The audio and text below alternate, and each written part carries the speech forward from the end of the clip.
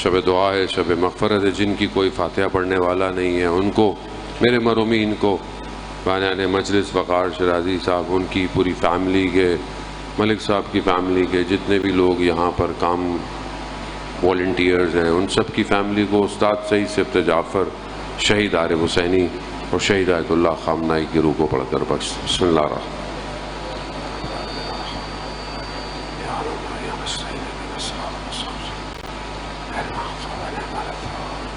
بسم اللہ الرحمن الرحیم۔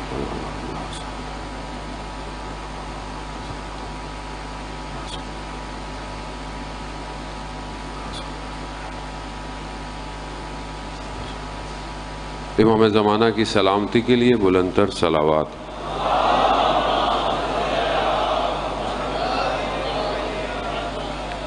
لا حول ولا قوة الا باللہ العلی العظیم۔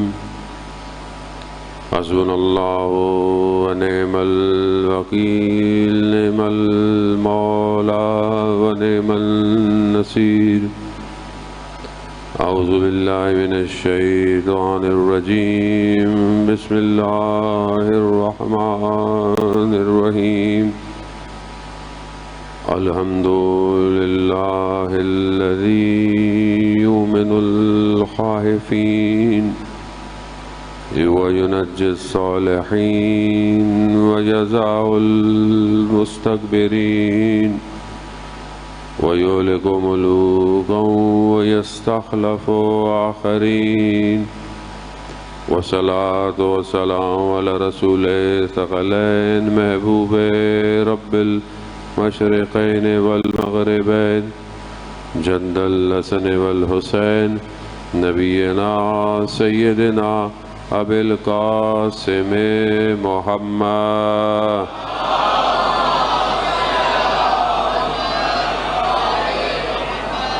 وعلى آلہ الطیبین الطاہرین المعصومین، لا سیما بقیت اللہ فی الارضین، روحی وارواحنا لتراب مقدم الفداء، واللعنۃ اللہ علی اعدائہم اجمعین۔ بسم اللہ الرحمن الرحیم۔ رب اشرح لی صدری ویسر لی امری واحلل عقدۃ من لسانی یفقہوا قولی، اما بعد فقد قال سبحانہ وتعالی فی کتاب الحکیم والقرآن المجید، الا بذکر اللہ تطمئن القلوب۔ صلوات بھیج دے محمد والے۔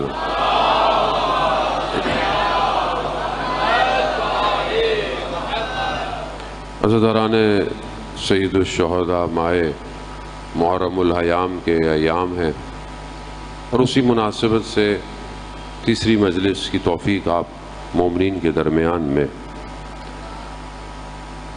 آپ کی خدمت میں چند دن بہرحال ٹوٹا پھوٹا جو تھوڑا بہت پڑا ہوا تھا وہ آپ کی خدمت میں عرض کیا کہ اللہ نے انسان کو خلق کیا ہے اور اس کی ہدایت کا انتظام بھی خود ہی کیا ہے، اور ہدایت جو ہے وہ آسان نہیں ہے۔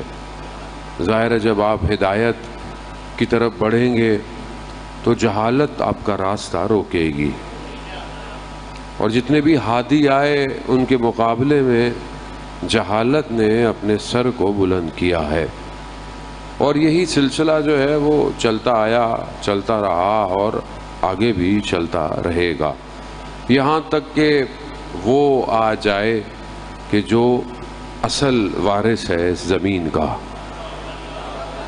جب تک یہ سلسلہ چلتا رہے گا ہم سب نے بہرحال اپنا کردار ادا کرنا ہے، ہم نے اپنے آپ کو دیکھنا ہے کہ ہم کہاں کھڑے ہیں۔ تو روایات جو ہیں اور نگاہیں اور داستان جو ہے وہ قرآن بیان کر رہا ہے۔ ایک چیز جو کہ ہم دیکھتے ہیں ہمیں کیا نظر آتا ہے، اور ایک اصل میں حقیقت کیا ہے، خدا قرآن کے ذریعے سے یہی جو ہے وہ ہمیں بتانا چاہ رہا ہے۔ انسان دو چیزوں کا مرکب ہے، ایک مادہ اور ایک روح، یہ دو چیزیں مل کر انسان بنتا ہے، دونوں الگ الگ جگہ سے آئی ہیں۔ خاک کا تعلق ظاہر ایسی زمین سے ہے، روح دوسرے عالم سے آئی ہے. دونوں الگ چیزیں ہیں, دونوں کی خوراک الگ ہے, دونوں کی پرواز الگ ہے, دونوں الگ ہے. مادے کی پرواز دنیا ہے, جتنی اچھی دنیا ہے مادہ اتنا اوپر ہے, اتنا اچھا ہے نا. مادیت کسے کہتے ہیں؟ دنیا. علماء کرام آپ کے سامنے ہے, میں بہرحال گستاخی ہوتی ہے ان کے سامنے بیان کرنا. دنیا دنوف سے ہے, یعنی پستی سے ہے, لیکن اس پستی کے اندر مادے نے اپنے آپ کو اتنا بنایا ہوا ہے کہ انسان اسی کو اپنا مقصد سمجھ بیٹھا ہے اور اسی میں کمال ڈھونڈ رہا ہے, یعنی اسی میں کامیابی ڈھونڈ رہا ہے, ترقی ڈھونڈ رہا ہے. انسان اسی میں ڈھونڈ رہا ہے. دنیا کے نزدیک کامیابی کیا ہے, دنیا کے نزدیک ترقی کیا ہے, وہ اس کی ایک ڈیفینیشن ہے, ایک ظاہر ڈیفینیشن ہے. وہ شخص کامیاب ہے, وہ شخص کامیاب ہے, مگر روح کی پرواز الگ ہے. روح مادے کی پرواز یا ترقی پر کامیاب نہیں ہے, وہ اس کی پرواز بندگی ہے. اس کی پرواز, یہی دو چیزوں کا کھچاؤ ہے اصل میں, اور یہی صبح سے شام تک جو ہم لڑ رہے ہیں وہ اسی سے لڑ رہے ہیں. بدن مادہ ادھر کھینچ رہا ہے, روح کہتی ہے مجھے اوپر جانا ہے. اسی کھچاؤ میں ہی زندگی ختم ہو جاتی ہے, بندے کو پتہ بھی نہیں چلتا, وقت آ جاتا ہے. روح اتنے حرام سے جاتی نہیں ہے. روح آیت اللہ قمشی تفسیر قرآن کے اندر اس بات کو بیان کرتے ہیں کہ یہ جو پروسیجر ہے نا روح کا بدن سے نکلنا, جس شخص نے جیسی زندگی گزاری ہوتی ہے ویسا پروسیجر ہے یہ. کیونکہ بہرحال شب جمعہ ہے, شب مغفرت ہے, ظاہر ہے عالم برزخ کو یاد کرنا چاہیے. ہم سب نے مرنا ہے. عزاداران محترم شب جمعہ اس لیے کہتے ہیں اپنے مرحومین کو یاد کیا کریں, ان کے لیے فاتحہ پڑھا کریں, نظر و نیاز جو بھی آپ کر سکتے ہیں ان کے لیے صدقہ دیا کریں. کیونکہ وہ اس عالم میں انتظار کرتے ہیں, اپنے گھروں کی طرف نگاہ رکھے ہوتے ہیں کہ کون ہمارے لیے کیا بھیجے گا. وہ بہرحال اسی طرف مجھے آپ کو لے کے جانا. وہ کہتے ہیں کہ دنیا میں زندگی آپ کی جیسی, اگر آپ دنیا اپنی زندگی ایسے گزارتے ہیں کہ آپ دنیا میں ہیں, دنیا پرستی, دنیا کی چیزیں, تو کہا یہ روح اور بدن چھوڑنے کا جو وقت ہے یہ بڑھ جاتا ہے. روح آرام سے باہر نہیں نکل پاتی ہے, بدن زمین کی طرف کھینچتا ہے. روایات ہیں, مولانا صاحب آپ کے درمیان میں موجود ہیں, یہ آپ کو کسی اور لمحے پر کسی اور موقع پر اس کو تفصیل سے بتائیں گے کہ جب روح بدن سے نکل رہی ہوتی ہے تو بدن پر تلوار کی نوکیں, تلوار کی نوک بدن میں چھپائی جائے, اور ایک نہیں کئی 100 تلوار کی نوکیں بدن میں پہنچائی جائیں, تب روح جو ہے وہ بدن سے نکلتی ہے. یہ آسان پروسیجر نہیں ہے, بہت طولانی حدیث ہے. جناب سلمان فارسی نے بھی اس کو بیان کیا, میرے پاس اتنا وقت بھی نہیں ہے کہ اس کو بیان کروں. یہ پروسیجر آسان نہیں ہے, یہ بہت مشکل کام ہے روح کا بدن سے نکلنا. اس سے بہتر ہے کہ انسان اپنی زندگی کو ایسے گزارے کہ خود انتظار کرے کہ روح کب نکلے گی, کب نکلے گی. وہ آپ کی خدمت میں نے عرض کیا تھا نا, حضرت ابراہیم کا خلیل اللہ ہیں, اللہ کے دوست ہیں, بیان کیا تھا کہ جب حضرت جو ملک الموت تشریف لائے اور کہا حضرت ابراہیم سے, کیا کہا تھا, کیا کہا تھا, ہمارا ہارڈ ویئر سافٹ ویئر اتنا سافٹ ہے کہ ہمیں تھوڑی دیر والی بات بھی یاد نہیں رہتی. تو بہرحال میں تو ایسی ٹیسٹ لے رہا تھا, یاد ہے یقیناً آپ کو. عزیزان محترم, کیا کہا تھا جب ملک الموت آئے تو حضرت ابراہیم نے کہا زیارت پہ آئے ہو یا روح لینے آئے ہو, روح نکالنے آئے ہو زیارت پہ, کہا روح نکالنے آیا ہوں. تو حضرت ابراہیم نے کہا کہ اللہ سے کہو کیا کوئی دوست کسی دوست کو مرتے ہوئے دیکھ سکتا ہے.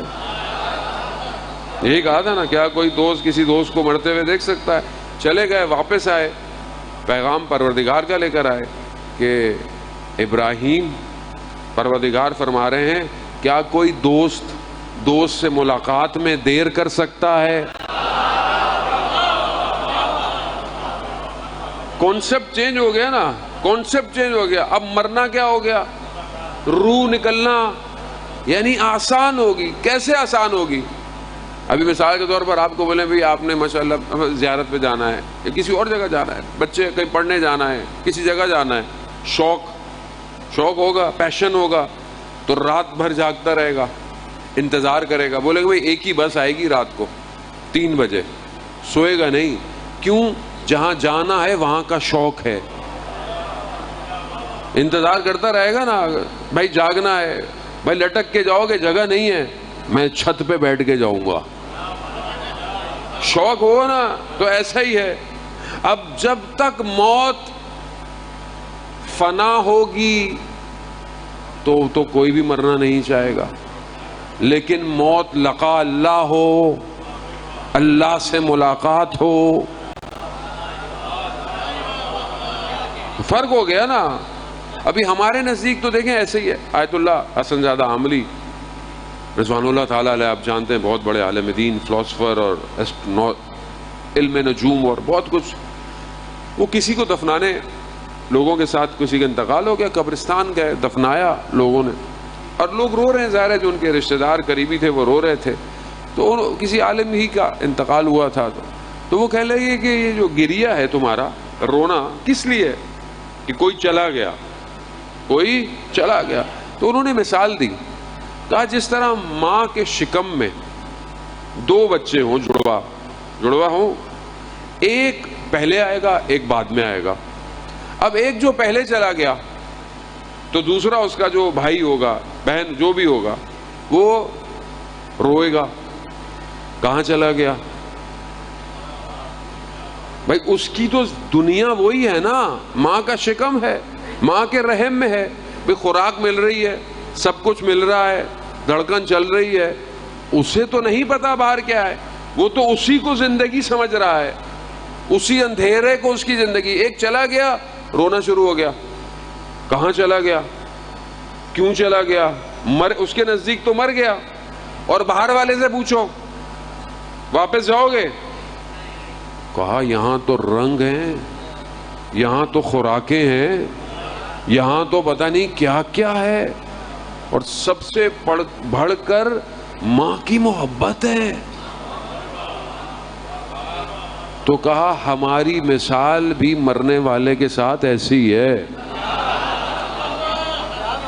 ہمارے نزدیک چلا گیا، ہم رو رہے ہیں، اس سے پوچھو، وہ بولے گا یہاں تو کچھ بھی نہیں ہے، جو وہاں ہے یہاں کچھ نہیں ہے. ہاں زادارہ محترم، یہ بہت ضروری ہے کہ ہمیں اس عالم کے بعد جو عالم ہے اس کا پتہ ہونا چاہیے. ہمیں اس کا پتہ نہیں ہے، اس لیے ہم یہاں پھنسے ہوئے ہیں، ہم مشکل میں ہیں، ہم عالم ماتم میں. انسان خدا نخواستہ چوری کر رہا ہے، غیبت کر رہا ہے، کسی کا حق کھا رہا ہے، نقصان کھا رہا ہے، جبکہ اس کو 1,24,000 آئے اس لیے تھے. دیکھو یہاں کچھ نہیں ہے، اصل وہاں ہے. وہاں کی تیاری کرو. تو کیا وہاں کی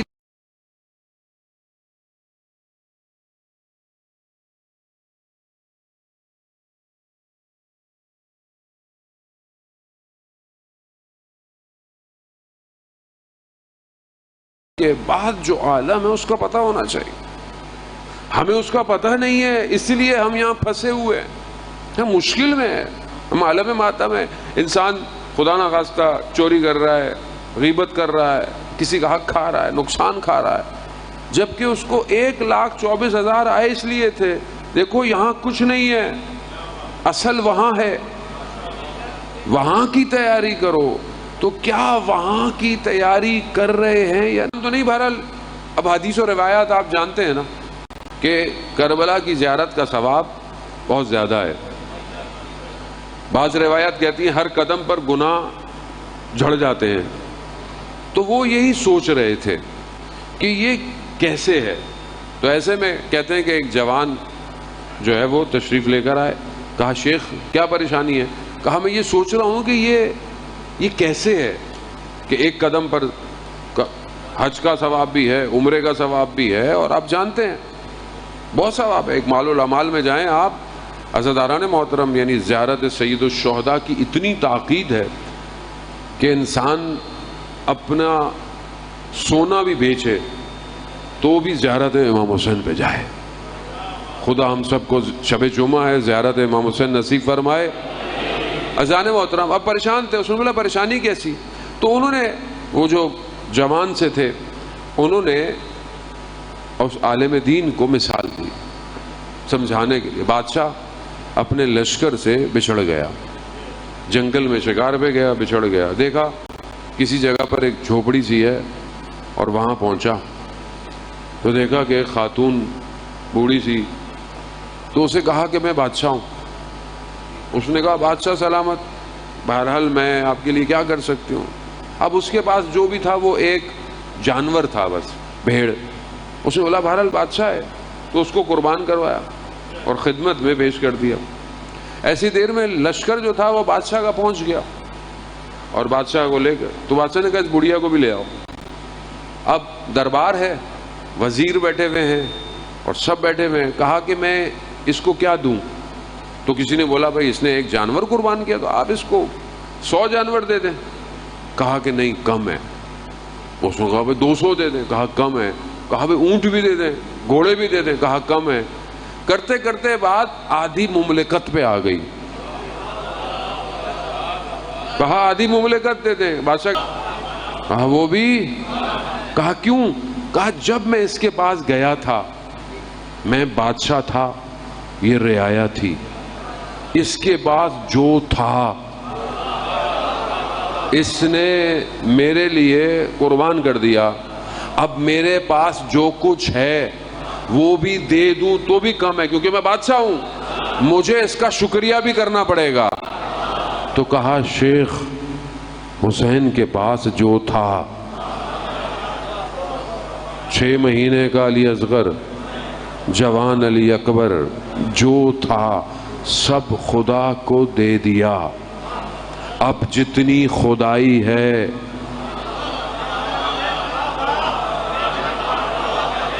اب جتنی خدائی ہے اللہ کی، سب حسین کی۔ تو اب پریشان نہ ہوا کریں کہ ایک زیارت پہ گناہ معاف، ایک آنسو کے قطرے پہ جہنم کی آتش ٹھنڈی، سب خدا نے امام حسین کے لیے کیا ہے۔ اب یہی ہے، آپ اپنی زندگی میں دیکھیں آپ نے امام حسین کے لیے کیا کیا، جو کریں گے آپ کو کتنا ملتا ہے امام حسین سے۔ امام حسین کا صدقہ ہے حضرت۔ ایک عالم دین نماز پڑھتے تھے، آیت اللہ تھے، مجتہد تھے، نماز پڑھتے تھے، نماز سے پہلے، نماز شروع کرنے سے پہلے جو ہے وہ کربلا کا رخ کرتے تھے اور کہتے تھے السلام علیکہ یا ابا عبداللہ۔ تو کسی نے کہا کہ یہ نیا فتویٰ آ گیا ہے۔ کہا نہیں، میری نماز امام حسین کے صدقے میں بچی ہوئی ہے، یہ ہماری نمازیں امام حسین کا صدقہ ہے۔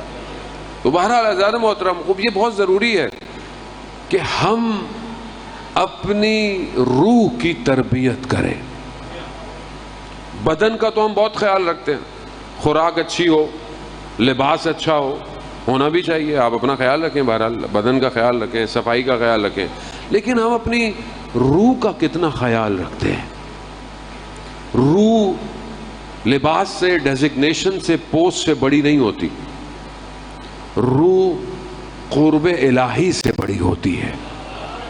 انسان اپنی روح کو اگر بلند کرنا چاہتا ہے تو ایک عالم دین کہتے ہیں میں زمینی رستے سے، یعنی پیدل، اس زمانے میں اتنی فیسلٹیز نہیں ہوتی تھی، میں جا رہا تھا کربلا کی طرف، ایلام کی پہاڑیوں سے گزرا تو ایک چرواہا جو جانوروں کو چراتا ہے، چوپان چرواہا چرا رہا، تھوڑا ہیکل ویکل اس کا، یعنی بدن اس کا بڑا مضبوط تھا، میں گھبرا گیا پتہ نہیں کہیں نقصان نہ دے، تو اس نے مجھے روک لیا، کہا کہاں جا رہے ہو؟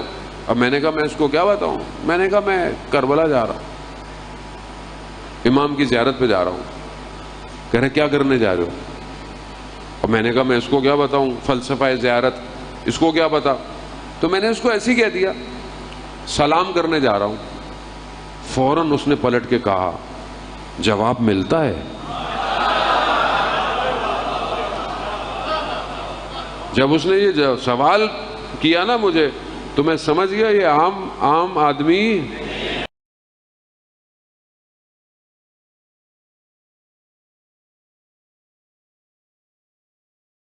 جا رہا ہوں، امام کی زیارت پہ جا رہا ہوں. کہہ رہے کیا کرنے جا رہے ہو؟ اور میں نے کہا میں اس کو کیا بتاؤں فلسفہ زیارت، اس کو کیا پتا. تو میں نے اس کو ایسے ہی کہہ دیا سلام کرنے جا رہا ہوں. فوراً اس نے پلٹ کے کہا جواب ملتا ہے. جب اس نے یہ سوال کیا نا مجھے تو میں سمجھ گیا یہ عام آدمی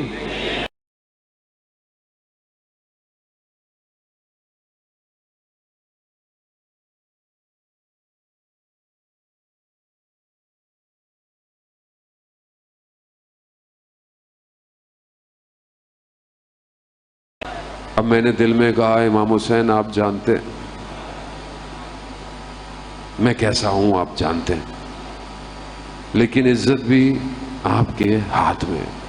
کہا میں نے بھی پھر سلام کیا، جواب مجھے بھی آیا، لیکن ویسا جواب نہیں تھا جیسا اس کے پاس ہے. روح باطن جتنا صاف ہوگا اتنا یہ دنیا یہ دھندلی ہے. یہ ہم پھنس گئے ہیں، رشتوں میں پھنس گئے، معاملات میں پھنس گئے، اور یہی چیز ہمارے لیے رکاوٹ بنی ہوئی. ہمارا پوری ہم اور غم یعنی طاقت اسی دنیا کو صحیح کرنے میں لگی ہوئی ہے، جبکہ یہ دنیا کسی کی نہیں رہتی، کسی کو نہیں رہتی. کوئی یہاں پہ نہیں رہا. کون؟ فرعون نہیں ختم، کہاں گیا؟ انا ربکم الاعلی، ایسی صدائیں دی کہ میں ہوں. میں اصل میں سمجھ نہیں رہا کہ اللہ نے یہ بنائی کیوں ہے دنیا.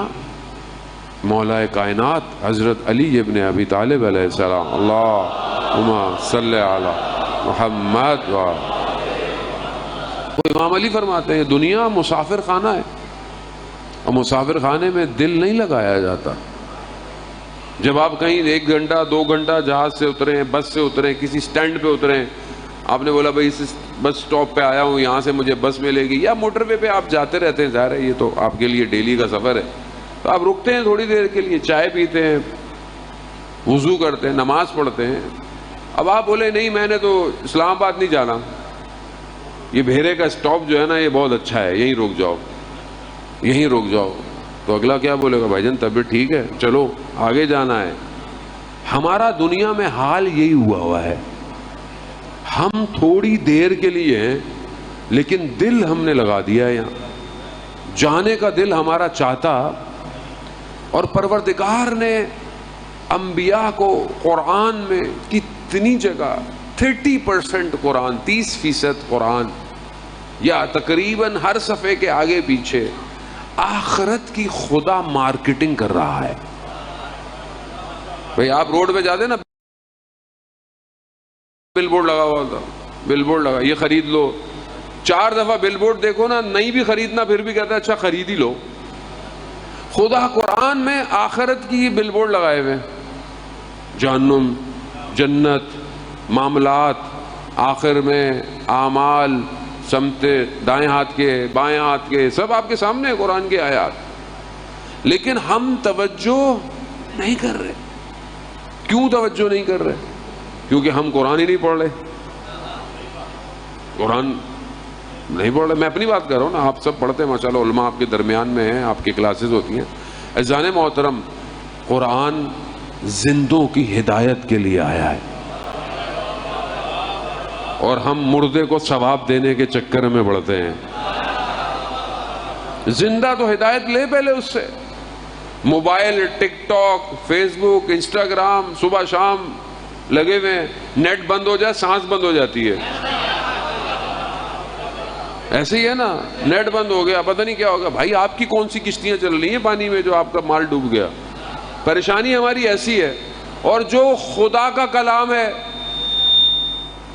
اسے پڑھنے کا ٹائم اذان موت. کیسے چلے گا آپ مجھے بتائیں؟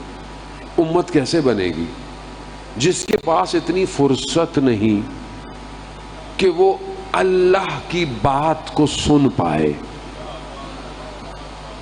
دنیا جان سننا ہے، ساری خبریں سننی ہیں، سارے جتنی بھی نیوز ہیں سب سننی ہے، دنیا جہان کی چیزیں سننی ہے. اچھی بات ہے آپ کو انفارمیشن، لیکن وہ جو اس نے بھیجا ہے معجزہ،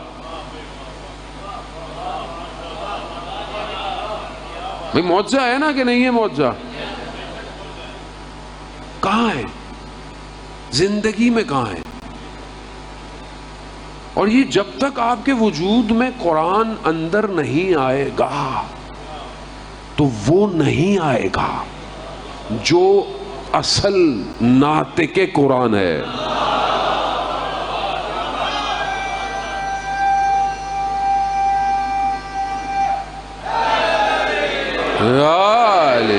اذان محترم، قرآن کون ہے؟ علی مال قرآن و قرآن المال. وہ علی قرآن کے ساتھ ہے اور قرآن علی کے ساتھ ہے. وہ امام وہی ہے نا، اول و محمد، اوسط و محمد، آخر و محمد، یہی ہے. اب یہ جو قرآن ہے وہی ہے. کسی نے آیت اللہ عظمیٰ بیجل سے پوچھا مجھے امام زمانہ کی زیارت کرنی ہے. انہوں نے کہا اچھا، ان کا قرآن کی زیارت کرو. مولانا وظیفہ دے دیں، کوئی امام سے ملاقات ہو جائے. مانگتے ہیں نا لوگ، مولانا وظیفہ دے دیں. مولانا تو خود ظاہر ہے ہم تو کمزور ہیں، ظاہر ہے یہ تو امام کا کرم ہے جو ہم ان کی گفتگو کر رہے ہیں، ورنہ کون ان کے لیے لبوں کو ہلا سکتا ہے؟ یہ ان کا کرم ہے. یہ وہ ہیں عزاداران محترم. استاد فاطمی نیا بیان کرتے ہیں اپنی کتاب میں، مجالس میں ذکر کیا، بہت بڑے عارف تھے، قم المقدسہ کے اندر دفن ہے. فرماتے ہیں کہ دیہات میں چلو بھیجے محمد،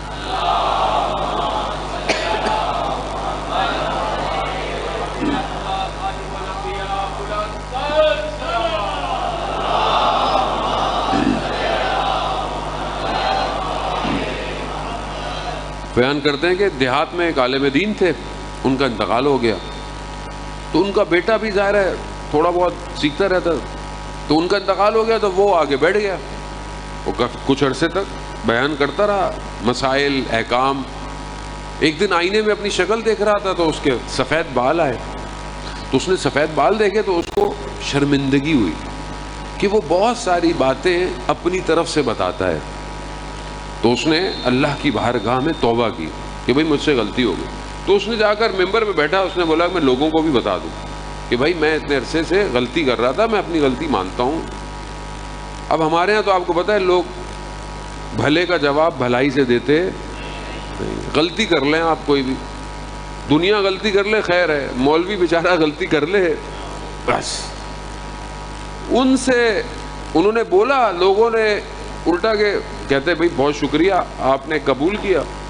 اس کو اتنا مارا، اس کے کپڑے پھاڑ دی، شہر سے باہر نکال دی. خیر بیچارہ جاتے کرتے شہر پہنچا، پریشان جوان تھا، بیٹھا ہوا دیکھا کہ ایک نورانی سی شخصیت، ایک ہستی تشریف لائی. کہا پریشان کیوں ہو؟ کہا ایسے ایسے معاملہ ہو گیا. تو کہا پڑھ کیوں نہیں لیتے؟ بھائی علم نہیں ہے نا تو علم حاصل کر لو. کہہ رہے کہاں جاؤں، میں تو یہاں کسی کو جانتا نہیں. کہا فلانے مدرسے میں جاؤ، جو عالم دین ہیں ان کی خدمت میں جاؤ، ان سے کہو مجھے پڑھایا کریں.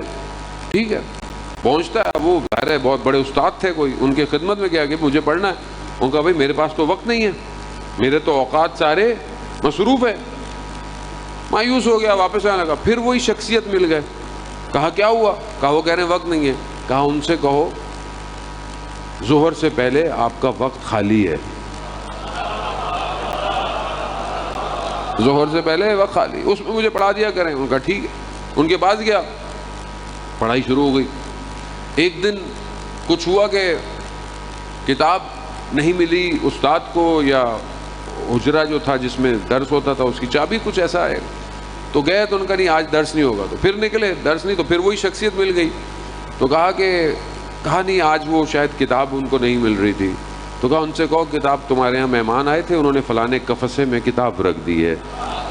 اب جب انہوں نے استاد کو یہ بتایا نا، تو استاد بھی استاد تھا، پہچان گیا جو میرے اوقات سے واقف ہو، جو میری کتابوں سے واقف ہو، وہ کوئی اور نہیں، وہ وقت کا امام ہو سکتا ہے۔ تو انہوں نے اب دیکھیں امام، میں یہاں بریکٹ میں آپ کو بتا دوں، امام خود نہ چاہیں تو کوئی ان کو پہچان نہیں سکتا۔ تشرف یار تشرف کے جو ہے نا وہ بہت سارے قسمیں ہیں، وہ بہرحال میں وقت نہیں میں اس میں موضوع میں جاؤں۔ امام اگر چاہیں، یہی وجہ ہے نا، حدیث ہے، امام سے حدیث ہے کہ جب امام آئیں گے تو بہت سارے لوگ کہیں گے ہم نے ان کو دیکھا تھا، جب تک وہ چاہتے نہیں ہیں کوئی نہیں پہچان سکتا۔ تو وہ استاد پہچان گئے کہ یہ جوان کو پتہ نہیں ہے یہ کون ہے، یہ امام نے نہیں چاہتے۔ تو استاد نے کہا اچھا وہ جو تمہیں یہ سب بتا رہا ہے ان کو ہمارا سلام بھی کہنا، اور ان سے کہنا کبھی ہمیں بھی زیارت کا شرف بخش دے۔ اب وہ کہتے ہیں جوان جو ہے وہ ملا ان سے، تو انہوں نے کہا، تو امام نے کہا کہ ان سے کہو جب ہوگی ضرورت ہم مل لیں گے، لیکن ہم ان سے راضی ہیں۔ اصل امام کی رضایت ہے۔ اب وہ کہتے ہیں جوان، پھر کہتے ہیں وہ استاد فاطمی نے کہتے ہیں پھر کیونکہ جوان کا راز کھل گیا تھا، تو کہتے ہیں پھر وہ استاد کہتے ہیں مجھے وہ جوان کبھی نظر نہیں آیا۔ عزیزان محترم، یہ بہت ضروری ہے کہ ہم جس کے لیے اپنے آپ کو تیار کر رہے ہیں اسے کیا چاہیے، اسے کیا چاہیے؟ اسے ہمارا ظاہری سب کچھ چاہیے، ایسا نہیں ہے۔ قرآن کی آیت عزیزان محترم، خاص طور پہ یہ جب جنگ احد، جنگ خیبر، جنگ خندق اور یہ قرآن کی ہے، انہی کے ذیل میں پروردگار نے قرآن میں ارشاد فرمایا، کیا کہا ہے؟ باقاعدہ کہا ہے کہ تم اپنی ظاہری قوت کو تیار کرو۔ اسبان یعنی گھوڑوں کا بھی ذکر ہے، ظاہر اس زمانے میں سواری گھوڑا ہوتی تھی، کہا گھوڑوں کو بھی تیار کرو، یعنی پوری طاقت اور قوت کے ساتھ تیار کرو، لیکن ان اسباب پر تکیہ مت کرو، توکل خدا پہ کرو۔ تیاری بھی کرو مگر توکل کے ساتھ، یہ نہیں کہ تیاری نہیں کرنی، جیسے ہمارے یہاں ذہنوں میں کانسیپٹ ہے جی ہمیں کیا ضرورت ہے تیاری کرنے کی، امام آئیں گے، یہ غلط کانسیپٹ ہے۔ تیاری کرو، پوری تیاری کرو، لیکن توکل خدا پہ رکھ کے کرو۔ بھائی جیسے ڈاکٹر صاحب ہیں یہاں موجود ہیں، ڈاکٹر بھی بیٹھے ہوئے پڑھ رہے ہیں آپ کے سامنے، خوب آپ ڈاکٹر کے پاس دوائی لینے جاتے ہیں، شفا ڈاکٹر دیتا ہے، دوائی دیتی ہے، یا اللہ دیتا ہے؟ اور اگر آپ بہترین علاج کرا لیں، مہنگے سے مہنگا علاج کرا لیں، اور اگر نہیں لکھا تو کوئی بچتا ہے؟ تو آپ کے سامنے ہے نا، بھائی دنیا میں لوگ امریکہ جا رہی، لندن جا رہی ہے، بڑی بڑی جگہ پہ علاج کرا لیا، سب کرا لیا، بندہ ہی نہیں بچا۔ تو بندہ بچانا کس کا کام ہے؟ اللہ کا کام ہے نا۔ لیکن یہی اسلام کہتا ہے کہ ڈاکٹر کو دکھاؤ، طبیب کو دکھاؤ، گھر بیٹھے ہوئے اللہ ٹھیک کر دے، اللہ شفا دے دے، اللہ کہ بھائی ہلو تو صحیح، پہلے شفا تو میں نے دینی ہے نا، ہلو تو صحیح۔ بھائی جیسے ڈاکٹر صاحب ہیں یہاں موجود ہیں، ڈاکٹر بھی بیٹھے ہوئے پڑھ رہے ہیں آپ کے سامنے، خوب آپ ڈاکٹر کے پاس دوائی لینے جاتے ہیں، شفا ڈاکٹر دیتا ہے، دوائی دیتی ہے، یا اللہ دیتا ہے؟ اور اگر آپ بہترین علاج کرا لیں، مہنگے سے مہنگا علاج کرا لیں، اور اگر نہیں لکھا تو کوئی بچتا ہے؟ جو آپ کے سامنے ہے نا، بھائی دنیا میں لوگ امریکہ جا رہی، لندن جا رہی ہے، بڑی بڑی جگہ پہ علاج کرا لیا، سب کرا لیا، بندہ ہی نہیں بچا۔ تو بندہ بچانا کس کا کام ہے؟ اللہ کا کام ہے نا۔ لیکن یہی اسلام کہتا ہے کہ ڈاکٹر کو دکھاؤ، طبیب کو دکھاؤ، گھر بیٹھے ہوئے اللہ ٹھیک کر دے، اللہ شفا دے دے، اللہ کہ بھائی ہلو تو صحیح، پہلے شفا تو میں نے دینی ہے نا، ہلو تو صحیح، روزی بھی میں نے دینی ہے، محنت تو کرو۔ بھائی اٹھو، جاؤ کھیت میں ہل چلاؤ، پانی لگاؤ، بیج لگاؤ نا. تو کہا میں بھی تو آپ کو یہی کہہ رہا ہوں کہ جو بیج اس دنیا میں بویا جائے گا آخرت میں وہی نکلے گا، وہی نکلے گا. اب آپ محنت کرو گے ہی نہیں تو کیسے ہوگا؟ عزیزان محترم، خدا بھی کہہ رہا ہے اسباب مہیا کرو، کوشش کرو، محنت کرو، باقی ہمارا کام ہے، باقی ہم نے کرنا ہے، توکل ہم پہ کرو. دنیا واپس وہی، دنیا ایک مادہ اور ایک دوسرا عالم، دونوں جڑے ہوئے ہیں. اب جو صرف دنیا پرست لوگ ہیں وہ 2 اور 2 4 پہ چلتے ہیں. بھائی یہ کریں گے یہ ہو جائے گا، یہ کریں گے یہ ہو جائے گا. اب یہی معاملہ آپ کے سامنے جو ان حالات میں ہوا، پوری دنیا کئی سال سے طاقت لگا کے بیٹھی ہوئی تھی، کسی طریقے سے دائرہ تنگ کیا جائے، اور دائرہ تنگ کرنے کی عادت شروع سے ہے. اور سب نے کافر، مشرک اور منافق 3 دشمن ہیں. یہ 2 باہر ہوتے ہیں، ایک اندر ہوتا ہے. تینوں نے مل کر دائرہ تنگ کیا، پوری کیلکولیشن بھی کی. اتنی ٹیکنالوجی، اتنے ریڈار، اتنے جہاز، یہ سب لے کر آیا. یہ کیلکولیشن ہی نا اس نے صرف ڈیپینڈنٹ کیا. ادھر جو بیٹھے ہوئے تھے انہوں نے صرف ہاتھ میں بیٹھ کے تسبیحاں نہیں پڑھی، تسبیح نہیں پڑھ رہے تھے. فرق تھا.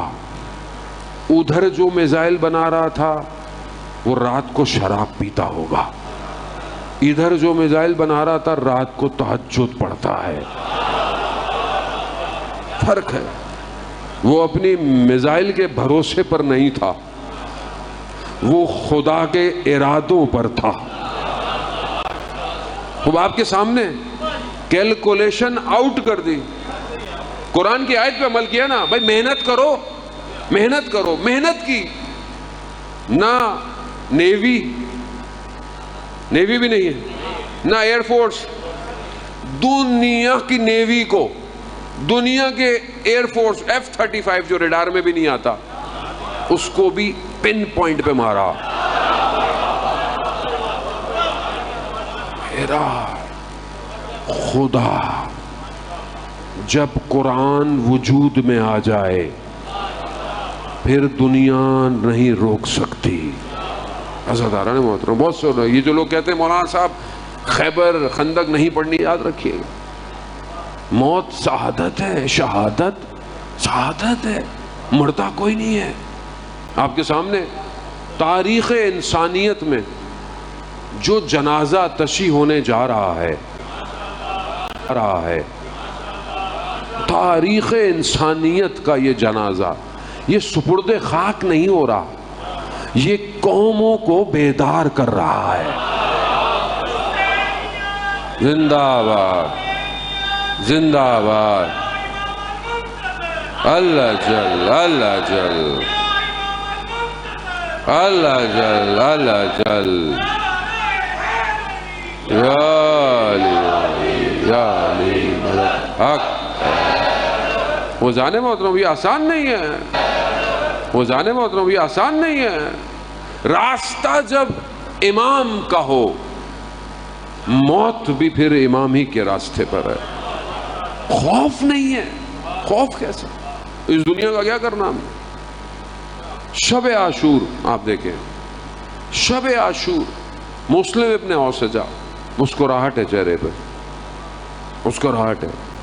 حبیب نے پوچھا مسلم مسکرانے کی رات نہیں ہے؟ کہا نہیں، میں اس لیے نہیں، میں تو اس لیے مسکرا رہا ہوں میرے اور خدا کی ملاقات میں چند ساعتوں کا فاصلہ رہ گیا. اصل فرق ہے، زندگی فرق ہے. موت کچھ نہیں کر سکتی، کچھ بھی نہیں کر سکتی جانے موت. اور خدا امتحان لیتا ہے، آزمائش. ولایت کی قیمت دینی پڑتی ہے، جتنی ولایت ہوگی اتنی بڑی قیمت. تو ہم اپنے آپ کو امام وقت کے لیے تیار کریں. عزیزان بہت آپ کو زحمت دی عزیزان محترم، خوب معاشرہ سازی کریں، اپنے آپ کو بہتر کریں، اپنے کردار کو، اپنے اخلاق کو بہتر کریں. اگر چاہتے ہیں، روایات ہیں، اگر انسان چاہتا ہے کہ اس کا دل صاف ہو، روشن ہو جائے، تو اسے سب سے جو زیادہ مہم ہے وہ رات کی بیداری ہے. بیداری ہے. یعنی انسان جب تہجد کے لیے بیدار ہوتا ہے، اصل یہ چہرے کو بھی نورانی کرتا ہے، قلب کو بھی روشن کرتا ہے. احادیث و روایات میں جن کے گھروں میں قرآن کی تلاوت ہوتی ہے ان کے گھر آسمان والوں کے لیے تاروں کی طرح چمکتے ہیں. ہمارے معاشرے میں جو مشکلات ہیں وہ صرف اسلام سے دوری کی وجہ سے. کہنے کو ہم سب مسلمان ہیں، بھائی کسی سے پوچھیں کوئی انکار تھوڑی کرے گا مسلمان نہیں، سب مسلمان ہیں، مگر وہ جو تعلیمات نبوی ہیں وہ نہیں ہے ہمارے پاس.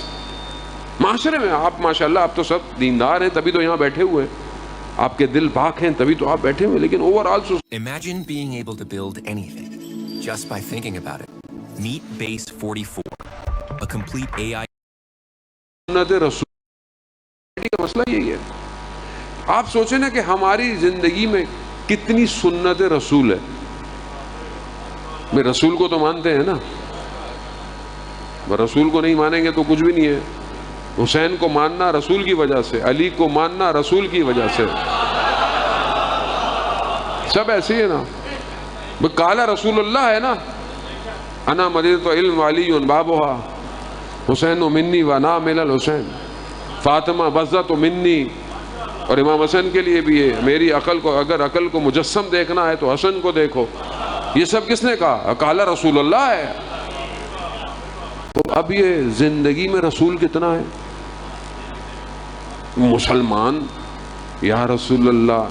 ہمارے اہل سنت برادران نعت پڑھتے ہیں، مدینہ کی گلیوں میں جانے کو دل چاہتا ہے، اور جانا بھی چاہیے انسان کو. تھوڑا اپنا خدا ہم سب کو عمرہ زیارت نصیب فرمائے جانے میں. لیکن زندگی میں رسول کتنا ہے؟ کتنی سنتیں ہیں 24 گھنٹے میں؟ کتنی کتاب پڑھ لی؟ مطلب میں بزرگوں کی ذرا میری تو مجال نہیں ہے، میں جوانوں سے کہہ رہا ہوں، جوانوں سے. کتنی کتاب پڑھی سنن نبوی پر؟ اللہ اکبر. اذان محترم، وہ روز محشر شافی محشر ہے، پیغمبر شافی محشر ہے، تو کیسے ان کے سامنے پیش ہوں گے؟ کہیں گے تم میرے پاس وقت نہیں تھا زندگی میں. کتنا مشکل نہیں ہے کام، آپ گھبرا کیوں گئے؟ مشکل نہیں ہے کام، آسان کام ہے. بھائی کھانے پر بیٹھے سنت رسول پہ عمل کریں. ہاتھ دھونا سنت رسول ہے، بسم اللہ پڑھنا سنت رسول. کھانے کو شکم کو 3 حصے میں تقسیم کر کے کھانا، خوراک، پانی، ہوا. ہم تو یہاں تک کھاتے ہیں سانس بھی بند ہو جاتی ہے بندے کی. 3 حصوں میں تقسیم کرنا سنت ہے. کھانے کے بعد الحمدللہ کہنا وہ مشکل کام ہے کوئی. ڈاکٹر نے کہا ہاتھ دھو تو صحیح ہے، رسول نے کہا ہے ہاتھ دھو. ڈاکٹر کہہ رہا ہے دن میں 2 دفعہ دانت صاف کرو، یہ تو پیغمبر فرما گئے. رات کو سونے سے پہلے بھی مسواک کیا کرو، صبح اٹھ کے بھی مسواک کیا کرو. سنت کہاں ہے؟ گھر میں کیسا ہوں؟ شب جمعہ ہے، بہت ضروری ہے، کیونکہ قبر میں سب سے زیادہ جو عذاب ہے وہ زبان کی وجہ سے. شہید دست غیب نے اپنی کتاب گناہ کبیرہ میں 200 گناہ زبان کے بیان کیے ہیں، اور زبان کی وجہ سے بہت گناہ ہے، بہت گناہ ہے. میں صدر اسلام کا واقعہ ہے، مدینہ کا واقعہ، علماء اکرام آپ کے سامنے. اذان محترم بہت مشہور صحابی، بہت طاقتور یعنی جرت مند صحابی، اس کی تلوار نے اسلام کے لیے بڑے کارنامے انجام دیے. انتقال ہو گیا. رسول خدا جنازہ اٹھا، کبھی ادھر سے اٹھائیں کبھی ادھر سے اٹھائیں. اصحاب نے سوال کیا یا رسول اللہ کبھی ادھر سے اٹھاتے ہیں کبھی خیریت ہے؟ کہا جہاں جہاں ملائکہ اٹھائیں گے میں بھی وہیں اٹھاؤں گا. قبر میں خود رسول خدا قبر کے اندر. ماں نے جب یہ دیکھا باہر ہے، رش کیا کہ کیا بات ہے میرے فرزند کی. تو رسول خدا نے کہا کہ جلدی مت کرو. کہا کیوں؟ کہا میں قبر میں عذاب دیکھ رہا ہوں. یا رسول اللہ، ملائکہ آپ کا گھر میں بد کلام تھا، گھر میں. ہمارے لیے تو کوئی مسئلہ ہی نہیں ہے، زبان کا تیر چلائے جاؤ، کسی کا دل توڑے جاؤ، کسی کا دل دکھائے جاؤ. مولا کیا فرماتے ہیں کہ جب تک الفاظ تمہاری قید میں ہیں جب تک نکلے نہیں، جب نکل گئے تو تم پھر اس کی قید میں ہو. زبان ایسی ہے، جو نکلا زبان سے عالم برزخ مہم ہے، قبر مہم ہے. ایک جملہ،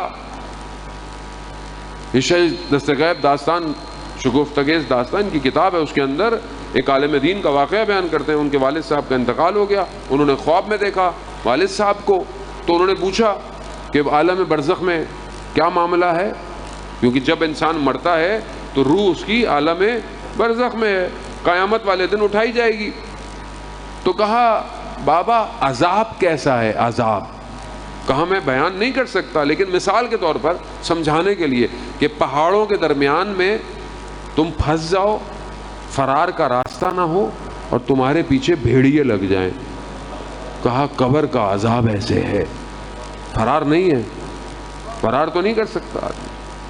کہا بابا یہ جو ہم ہدیہ پیش کرتے ہیں، یہ جو ہم آپ کے لیے مرحوم کے لیے کچھ کرتے ہیں، یہ کیسے ملتا ہے؟ کہا یہ بھی بیٹا میں سمجھا تو نہیں سکتا، مثال دے سکتا ہوں. جیسے بند کمرے میں شدید گرم دھواں ہو، سانس رک رہی ہو، اچانک سے کھڑکی کھل جائے اور تازہ ہوا کا جھونکا آ جائے. کہا تمہارا کوئی بھی نیک کام کرنا مرحوم کے لیے ایسا ہی ہے. ایک دفعہ اپنے تمام مرحومین کے لیے صلوات بھیج دے محمد والے صلی علی محمد والے. وہ بھی آپ کی صلوات نے اس وقت ان کی قبر کے اندر ایک کھڑکی کھولی ہے، کھڑکی کھولی ہے. بس آخری مراحل میں جانتا ہوں آپ تھک چکے ہیں، کافی دیر سے مجلس شروع ہے عزیزان محترم. کہا بابا آپ کے لبوں پر زخم کے نشان ہیں.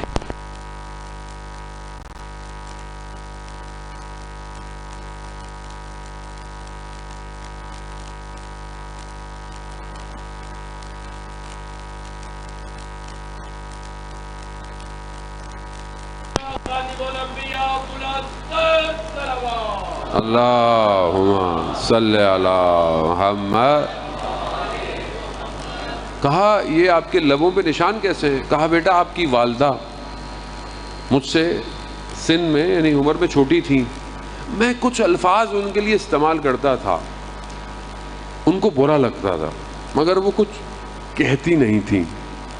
کہا یہ وہ لفظ ہیں جن کے میرے لبوں پر نشان ہے، اور کہا قیامت تک رہیں گے.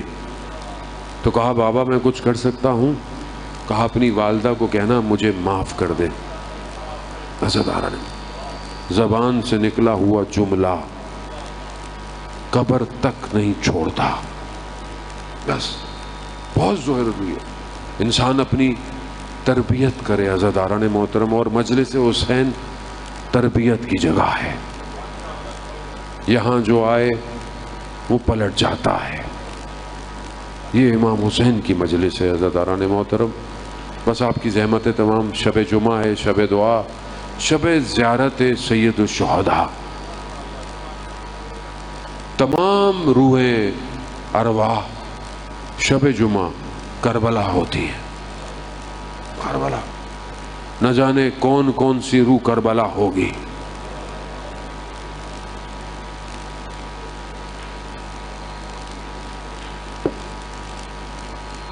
عزیزان محترم لٹا ہوا کارواں منازل کو طے کرتا آگے بڑھ رہا ہے.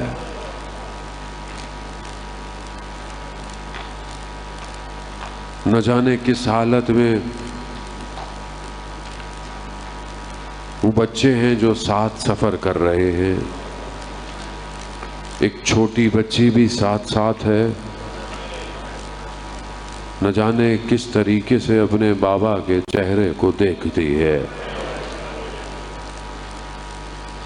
بیٹیاں آپ کی بھی ہیں عزیزان محترم، بیٹی باپ کے جنازے پہ زینت ہوتی ہے۔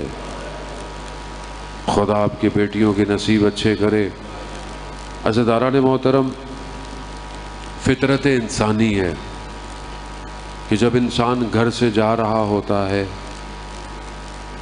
تو سب سے آخر میں چھوٹی بیٹی ملنے آتی ہے اور سوال پوچھتی ہے کہ بابا کب آؤ گے؟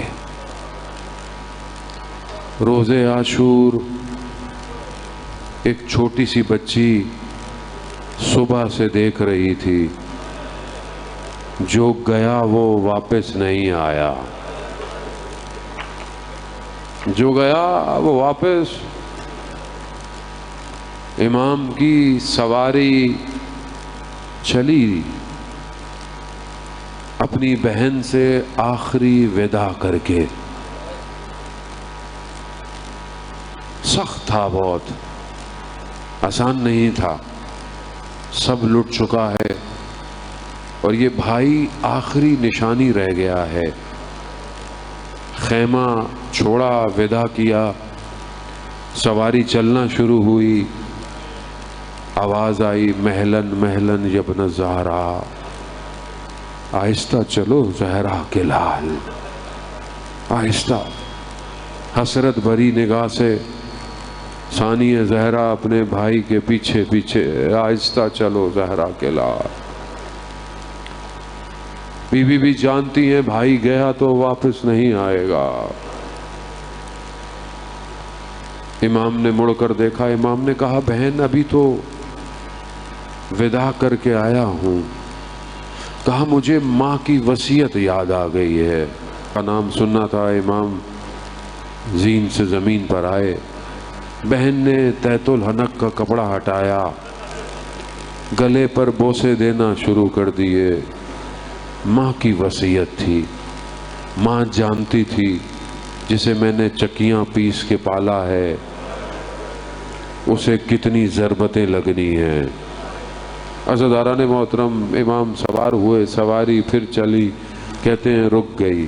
امام نے دیکھا تو ایک چھوٹی سی بچی ہے جو ذوالجناح سے لپٹ کے کھڑی ہوئی ہے۔ امام نیچے اترے، بچی کو گلے لگایا اور بہت گریہ کیا، گریہ کیا۔ آپ تصور نہیں کر سکتے، ایک لمحہ تصور نہیں کر سکتے اس بیٹی کے قلب کو جسے یہ پتا ہو کہ باپ جا رہا ہے واپس نہیں آئے گا۔ تو خدا نہ کرے کبھی آپ کے ساتھ ایسا ہو کہ آپ گھر سے جا رہے ہوں اور آپ کو پتا نہ ہو، اللہ آپ کو سلامتی سے لے آئے لیکن آپ کو یہ نہ پتا ہو کہ کب آنا ہے، تو آپ کی کیفیت کیا ہوگی اپنی چھوٹی بیٹی کو چھوڑتے ہوئے؟ بہت سخت ہے، بہت سخت ہے عزیزان محترم۔ میری بھی چھوٹی بیٹی ہے، جب بھی گھر سے نکلتا ہوں سب سے آخر میں ملتی اور یہی پوچھتی ہے کب آؤ گے، اور کوشش کرتی ہے کہ دیکھتی رہے دور دور تک کہ گاڑی جہاں تک میں دیکھ سکتی ہوں میں دیکھوں۔ بیٹیاں ایسی ہوتی ہیں۔ سلام ہو اس بچی پر جسے یہ پتا تھا بابا واپس نہیں آئے گا۔ اس نے یہ نہیں پوچھا بابا کب آؤ گے، اس نے کہا بابا ہمیں مدینہ واپس چھوڑاؤ۔ امام نے کہا بیٹا دیر ہو گئی ہے، اب کچھ نہیں ہو سکتا۔ لیکن امام نے بچی کو کچھ کہا، بچی خاموش ہو گئی، بچی کا رونا رک گیا۔ کیا کہا؟ علماء بیان کرتے ہیں امام نے بچی کو کہا ہوگا بیٹا سب سے پہلے اگر کوئی ہمارے پاس آئے گا تو وہ آپ ہیں۔ بس بچی تو اب انتظار کر رہی ہے نا، میں نے بابا کے پاس جانا کب ہے، میں قربان جاؤں روز عاشور۔ امام زین سے زمین پر آئے، مصیب آپ سنتے رہتے ہیں، میں نہیں پڑھوں گا عزیزان محترم۔ بس یہ بچی خیمے پہ کھڑی دیکھ رہی، جتنا اس کو نظر آیا یہ دیکھتی رہی۔ ایک ہجوم ہے جس نے میرے بابا کو گھیرا ہوا ہے۔ بعض بیان کرتے ہیں بچی نے خیمہ چھوڑا کہ میں اپنے بابا کو بچاؤں، لیکن پیار سے اس بچی کو دور نہیں کیا، تماچوں تازیانوں سے دور کر دیا۔ شام غریباں جناب زینب بچوں کو جمع کر رہی ہیں۔ یہ دور آخر کے مقاتل میں اس کو بیان کیا ہے، یہ ابتدائی مقاتل میں بہرحال یہ نہیں ہے، لیکن بہرحال دور آخر کے مقاتل اس کو بیان کرتے ہیں کہ شب عاشور جناب زینب نے دیکھا ایک بچی نہیں مل رہی، بچی کو ڈھونڈتے ڈھونڈتے مقتل میں گئی۔ مقتل کیا ہے؟ مقتل کسے کہتے ہیں؟ جہاں سر بریدہ بدن بکھرے پڑے تھے۔ رات کی تاریکی ہے، رات ہے، بدن کس کا ہے نہیں پتا کیونکہ سر تو ہے ہی نہیں۔ کہتے ہیں دیکھا بچی بدن پہ سو رہی تھی، بی بی زینب نے بچی کو اٹھایا، کہا بیٹا کیا کر رہی ہیں؟ کہا پھوپھی جان آپ کو پتا ہے بابا کے سینے پہ سونے کی عادت ہے۔ کہا آپ کو کیسے پتا یہ آپ کے بابا کا سینہ ہے؟ کہا میں بابا بابا کر رہی تھی، دو ہاتھ بلند ہوئے، لیا ہے لیا۔ اب جو رات کو سینے پہ سوئی ہو اور 11 محرم کو جب اس نے بدن دیکھا، رات کا اندھیرا تھا، بدن نظر نہیں آیا، جب 11 محرم کو بدن دیکھا بی بی زینب نے اپنے آپ کو نیچے گرا دیا۔ حاضل حسین، یہ حسین ہے؟ بدن کے اعضاء ٹکڑے ٹکڑے، خاک بدن پہ اٹی ہوئی، خون میں بھی بدن اٹا ہوا۔ اس بچی نے دیکھا نا پھوپھی بڑا گریا کر رہی ہے تو اس نے سوال پوچھا پھوپھی جان یہ کس کا بدن ہے؟ غریب حسین۔ بہن دفنائے بغیر چلی گئی۔ بہن نے کہا نا بھائی میری مجبوری ہے، میں جا رہی ہوں، چھوڑ کے بھائی کو بدن چلی گئی۔ عزاداران محترم بس چند ایک دو منازل اور آپ سے التماس دعا۔ راستے میں یہ بچی خاموش ہے۔ جناب زینب نے اپنے بھائی کے سر سے گفتگو کی کہ بھیا مجھ سے بات نہیں کرتے، اس بچی سے تو بات کرو۔ بچی اس انتظار میں ہے وہ وقت کب آئے گا جب میں بابا کے پاس جاؤں گی۔ شام کا زندان۔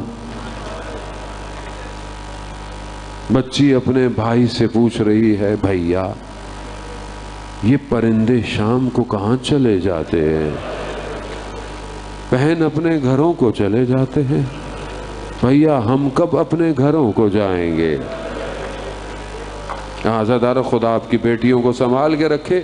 کہتے ہیں بچی سے صبر نہ ہوا، بچی جب شام کے زندان میں آئی نا، بابا بابا بابا بابا بابا بابا کرتی رہی۔ شور جب بلند ہوا نا، کہتے ہیں یزید لعین کے کانوں تک پہنچا۔ کہا شور کیسا ہے؟ کہا ایک بچی ہے جو بابا بابا کر رہی ہے۔ کہا جاؤ اسے بابا دے دو، کسی بیٹی کو ایسے باپ نہ ملے۔ تشت آیا عزاداران محترم، آپ بھی بیٹیوں والے ہو، جب بہت سفر کے پاس جاتے ہو تو چھوٹی بیٹی شکایتیں بھی کرتی ہے، ماں نے یہ کیا، بھائی نے یہ کیا، بہن نے یہ کیا۔ بڑے دنوں بعد اس بچی کو بابا ملا تھا۔ اس نے کپڑا ہٹایا، خاک میں اٹی زلفیں تھیں، چہرے پر زخموں کے نشان تھے، لبوں پر تازہ چھڑی کے نشان تھے۔ ننھے ننھے ہاتھوں سے سر کو اٹھایا، لبوں کو لبوں سے لگایا، بچی شروع ہو گئی۔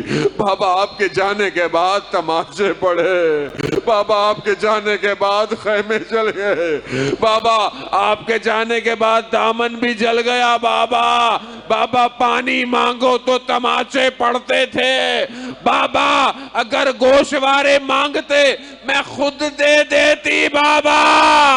بابا بابا کرتے بچی خاموش ہو گئی. انا للہ و انا الیہ راجعون. ارے میرے غریب امام نے اپنی بہن کو شام کے زندان میں دفن کر دیا. ماتم حسین.